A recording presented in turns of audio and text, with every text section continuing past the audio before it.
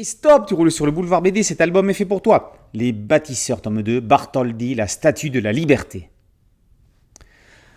1866, à Versailles, alors qu'Auguste Bartholdi sculpte un buste pour un certain Laboulaye, juriste de son état, ce dernier soulève le fait qu'il serait intéressant de réaliser un monument dédié à la valeur suprême de l'humanité, la liberté, un monument conjoint construit par les deux nations que sont la France et les États-Unis.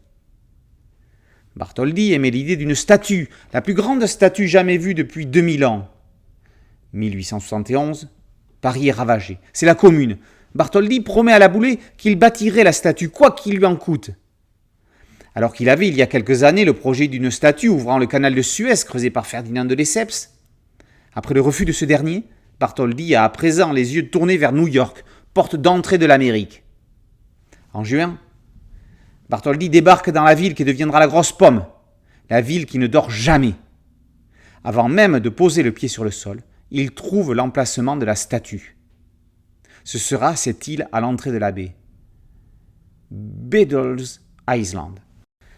L'aventure ne fait que commencer pour Bartholdi. Non seulement il doit concevoir la statue, mais aussi en boucler le financement. Ni l'une ni l'autre de ces actions ne sera aisée à accomplir. La seconde sera cependant bien plus complexe. Pour réaliser sa statue, Bartholdi sera aidé par Gustave Eiffel, qui en conçoit l'armature intérieure.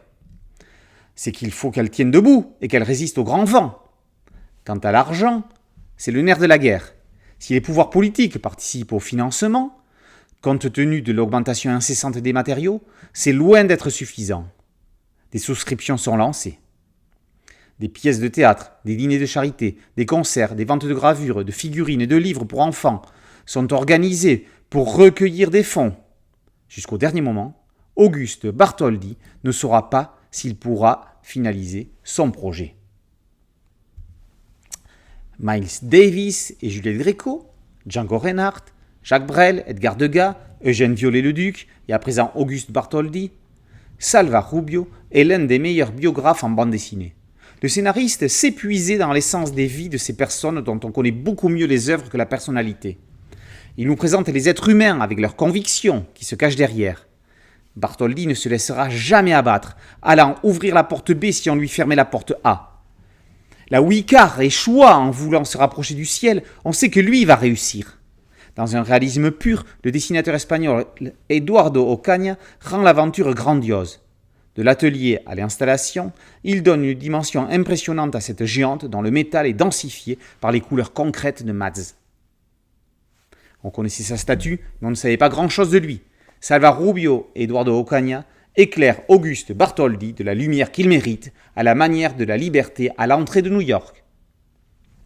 Les bâtisseurs, tome 2, Bartholdi, la statue de la liberté, par Ocaña et Rubio, est paru aux éditions Delcourt. Boulevard BD, c'est un site dédié, un podcast audio et une chaîne YouTube. Merci de liker, de partager et de vous abonner. A très bientôt sur Boulevard BD. Ciao.